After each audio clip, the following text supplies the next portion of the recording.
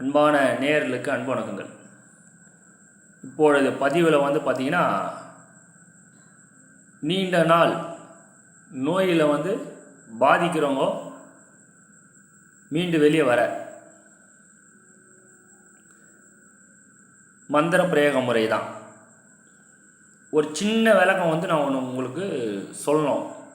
மந்திரம் அவ்வளோ வேலை பண்ணமான்னு கேட்டிங்கன்னா, மந்திரம் நம்மளை காப்பாற்றும், மறு ஜென்மத்தை கொடுக்கும். கடவுளை ஆண்டவா என்னை காப்பாற்று நோயிலேருந்து அப்படின்னு சொல்கிறதும் மந்திரம் தான். அது ஃபஸ்ட்டு புரிஞ்சுக்கோங்க. ஆப்ரேஷன் பண்ணி மறுபிரிவு வந்தேன் அப்படின்னு சில பேர் சொல்லுவாங்க பாருங்கள். அதெல்லாம் மறுபிரிவி, பூர்வ ஜென்ம புண்ணியங்கள்னுவாங்க. அதை யாருன்னா பார்த்துருக்குறாங்களான்னு கேட்டிங்கன்னா கிடையாது. பூர்வ ஜென்மத்தில் அவன் இருந்தாங்கோ, நாயாக இருந்தாங்களா மாடாக இருந்தாங்களா கூட தெரியாது. யாரோ ஒருத்தர் அந்த டைலாக் சொல்லுவாங்க, அது அப்படியே பின்தொடர்ந்துன்னு வந்துன்னு இருக்கும் அந்த வார்த்தை. இந்த ஜென்மத்தில் நம்ம என்ன அனுபவிக்கணுமோ அதை அனுபவிப்போம்.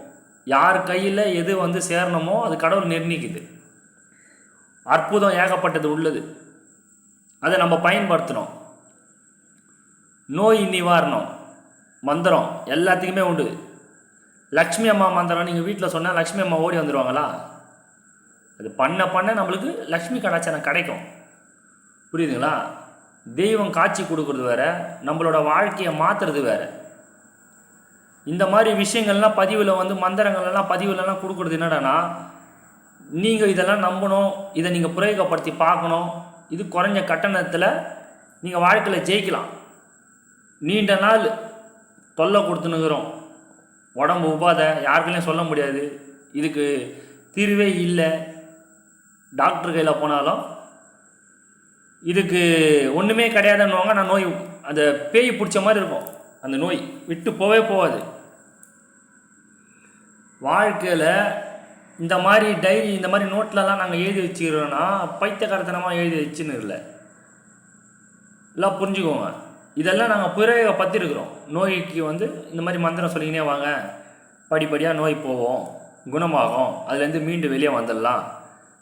குழந்தைங்களுக்கெல்லாம் கர்மான்னுவாங்க. நோய் வந்தால் கர்மான்னுவாங்க. அது நோய் வந்தாலும் கர்மாலாம் கிடையாது. சாப்பிட்ற உணவு, சாப்பிடும்போது பேசக்கூடாது, தண்ணியில் ஸ்ட்ரென்த்து கிடையாது, சாப்பாடில் ஸ்ட்ரென்த்து கிடையாது. எல்லாமே எந்த நேரத்தில் வேணால் சாப்பிட்லான்ற மாதிரி இப்போது எல்லாமே போயின்னு இருக்குது காலகட்டம். யாரை சொல்லி எதுவும் குற்றம்லாம் கிடையாது. எல்லாம் வாழ்க்கை அந்த மாதிரி செயல்படுது. இந்த மந்திரம் நோயை மட்டும் நீக்கும், சகல விதமான நோய் நம்மளை விட்டு போகும். இது வாயால் சொல்கிறதோட பயன்படுத்தும் போது உங்களாலேயும் இந்த மாதிரி விஷயங்கள்லாம் ஜபிக்க முடியும். இதுக்கு பூஜை முறைலாம் கிடையாது. நோயில் இருக்கிறாங்கன்னா அவங்களோட பையனோ இல்லைன்னா பொண்ணோ உபதியில் சில வழிமுறைலாம் பண்ணி இந்த இந்த திருநீரை எடுத்துன்னு போய் நெத்தியில் வச்சிங்கன்னா படிப்படியாக அவங்க குணமாவாங்க. இது செலவை கொடுக்காது, நோயை போக வைக்கும்.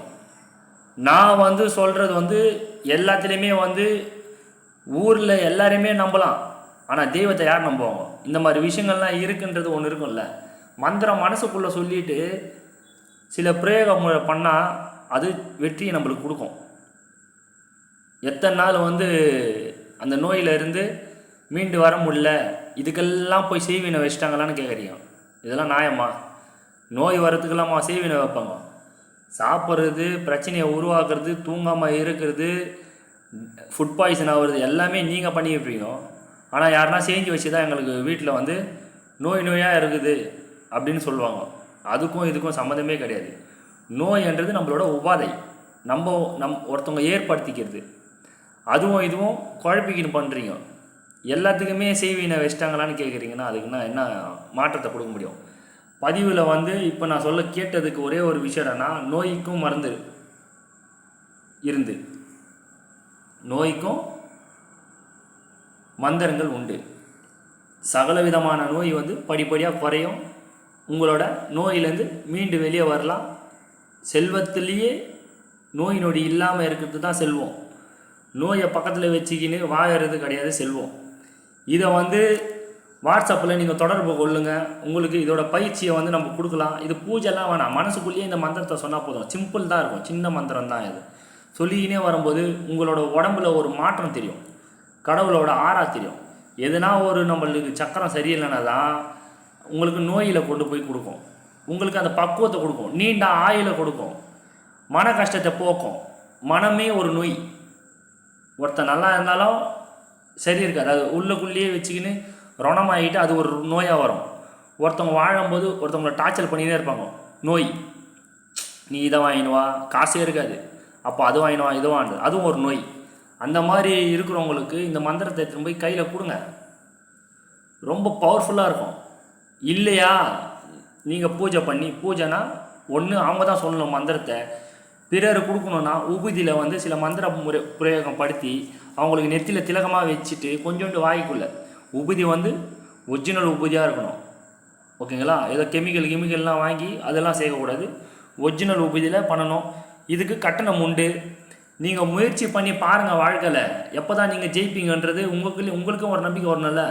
வாழ்க்கையில் நாங்களும் ஜெயிக்க முடியும் மந்திர பிரயோகப்படுத்தி. ஒரு மந்திரத்தை எடுத்திங்கன்னா ஒரே மந்திரத்தை தான் சொல்லணும். ஒரு நாளைக்கு 100 மந்திரத்தை யார் யார் சொல்லி கொடுத்த மந்திரத்தெல்லாம் பிரயோகப்படுத்திங்கன்னா மந்திரமே வேலை செய்யாது. ஒரு நிலையாகிட்டு ஒரு மந்திரத்தை ஃபஸ்ட்டு சித்தி ஆக்கிக்கணும்.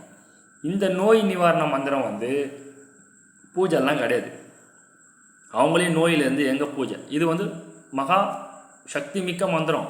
சொல்லி பாருங்கள், ஒரு 21 நாள் சொல்லி பாருங்கள், நோய் படிப்படியாக குறையும். அவங்களே ஒரு புத்துணர்ச்சியில் வருவாங்க. உடம்பு அசதியாக இருக்குது, டயர்டாக இருக்குது, என்னென்ன கஷ்டம் சொல்லுவாங்க, பேய் அடித்த மாதிரி இருக்குது, நைட்டில் தூக்கம் வரல, எல்லாம் சொல்லுவாங்க. இந்த வலி, முட்டி வலி, இடுப்பு வலி, என்ன நோய் இருக்கோ சகல விதமான நோயை போக்கும். அவ்வளோ பவர்ஃபுல்லான ஒரு மந்திரம். இந்த மந்திரம் விருப்பம் இருக்கிறவங்க பெற்றுக்கொள்ளுங்க. ஏதோ கடமைக்கு புக்கில் நோட்டில் எழுதி எடுத்துன்னு வந்து காமிக்கிறது கிடையாது. இது நோய் வந்ததுக்கெல்லாம் செய்வேனியான்றாங்க, அதனாலேயே பதிவு போட வேண்டியதாக இருக்குது. நோய்க்கு கூட மந்திரம் உண்டு, படிப்புக்கு மந்திரம் உண்டு, மன அழுத்தத்தில் இருக்கிறவங்களுக்கு மந்திரம் உண்டு, குடி போதையிலேருந்து மீண்டு வர்றதுக்கு மந்திரம் இருக்குது, எல்லாத்துக்குமே மந்திரம் இருக்குது. சித்தருங்கள்லாம் எப்படி பறந்தாங்க, மாயமாக மறைஞ்சாங்க, மந்திரம் தான், பூஜை கிடையாது, மந்திரம் தான். எங்கேயோ ஓரமாக போயிட்டு யாரும் டிஸ்டர்ப் பண்ணாமல் இருக்கிறதுல அதெல்லாம் சாதிச்சது தான் நம்ம கையில் கொடுத்தது. கற்றுக் கொடுக்குற குரு பொறுத்து தான் எந்த மந்திரம் எப்படி வேலை செய்யுமோ, கற்றுக்கிற குரு தான். இப்போது உங்களுக்கு நான் பதிவில் கொடுக்குறேன், நான் குருவாக இருந்து சொல்கிறேன். யாருக்கு விருப்பம் இருக்கோ என்னை வந்து வாட்ஸ்அப்பில் தொடர்பு கொள்ளுங்கள். இதோட கட்டணம் வந்து குறைவான கட்டணம் தான், 2700 கட்டணம் தான் இது. உங்கள் ஒரே ஒரு விஷயம் சொல்லிடுறேன், நல்லா புரிஞ்சுக்கோங்க. ஒரு மந்திரத்தை ஒருத்தர் வாங்கிட்டு வீடு ஃபுல்லாக சொல்லின்னு இருக்கக்கூடாது. ஒருத்தவங்க வந்து ரகசியத்தை இந்த சித்தா மருந்தில் வந்து ஒரு மூலிகையை கை காமிச்சாவே மூலிகை வேலை செய்யாது, தெரியுமா? கேள்விப்பட்டிருப்பீங்க. ஒரு மந்திரம் வந்து தனக்குன்னு எழுதியிருந்தால் அந்த மந்திரம் உங்களுக்கு வேலை செய்யும். புரியுதுங்களா? மூலிகை எந்த மாதிரியோ மந்திரமோ அதே மாதிரி தனக்குன்றது ஒன்று வச்சுட்டு தரவத்தா தான் மற்றவங்களுக்கு வந்து வழி நீங்களே காட்டுவீங்க. இந்த மாதிரி போயிட்டு இந்த மாதிரி வாட்ஸ்அப்பில் நீங்கள் வந்து ஒரு ரெஃபர் பண்ணுவீங்க. அந்த அளவுக்கு பவர்ஃபுல்லான மந்திரமாக இருக்கும். ஒரு மந்திரம் ஒருத்தவங்க யார் வந்து சாப்பிட்ணுமோ அவங்களுக்கு மட்டும்தான். அந்த மந்திரத்தை நீங்கள் இன்னொருத்தவங்களுக்கு டிஸ்ட்ரிபியூட் பண்ணிட்டீங்கன்னா அந்த மந்திரம் வேலையே செய்யாது. இப்போ நான் குருவாக இருந்து நான் வந்து உங்களுக்கு பயிற்சி கொடுக்குறேன், நல்லா புரிஞ்சுக்கோங்க. நான் தான் உங்களுக்கு பயிற்சி கொடுக்குறேன். அப்படி என்னும் போது நான் ஒரு தீட்சை கொடுக்குறேன். இந்த மந்திரத்தை நீங்கள் எப்படி ஃபாலோ பண்ணணுன்றது நீங்கள் கஷ்டத்துக்கு தான் வரீங்க, நீங்கள் இஷ்டத்துக்கு வரலையே. கஷ்டத்துக்கு வரும்போது திருப்பி நீங்கள் இன்னொருத்தவங்களுக்கு கொடுத்துட்டு அவங்களோட கஷ்டத்தை நீங்கள் எடுத்துக்கிற மாதிரி இருக்கக்கூடாதுல்ல. அதுக்கு தான் நாங்கள் காணிக்கையாக வாங்குறது. குரு காணிக்கையாக வாங்குற காரணம் என்னென்னா, நாங்கள் உங்களுக்கு கற்றுக் கொடுக்கறதுனால தான் அந்த தட்சணை வாங்குகிறோம். 2700 தட்சணை இந்த மந்திர பிரயோகத்துக்கெலாம். இது பூஜை முறை, இது நார்மலாக சொல்லலாம். பெற்றவங்க வந்து சீரியஸாக இருந்தாங்கன்னா பிள்ளைங்க வந்து பூஜை பண்ணணும். பூஜை பண்ணி அதை எடுத்துன்னு போய் திருநீராக எடுத்துன்னு போய் வைக்கலாம். இல்லை என்னால் நல்லா தான் இருக்குது ஆனால் உடம்பு உபாதை தான் இருக்குன்னா மந்திரத்தை மனசுக்குள்ளேயே சொல்லின்னு வரலாம். மந்திரத்துக்கு நேர காலமே கிடையாது, நல்லா புரிஞ்சுக்கோங்க. அவ்வளோ மகா சக்தி மிக்க மந்திரமாக இருக்கும். நீங்களே முயற்சி பண்ணி நீங்களே ஆச்சரியப்படுவீங்க, மந்திரத்தில் இந்த மாதிரிலாம் ஒன்று இருக்கா அப்படின்ட்டு. வாழ்க்கையில் ஜெயிக்கிறதுக்கு தான் நம்ம போடுறோம். யார் ஒருத்தர் தோக்கணும் அப்படின்னு சொல்லிட்டுலாம் எந்த பதிவும் பண்ண மாட்டோம், எந்த ஒரு கட்டணமும் வாங்க மாட்டோம்.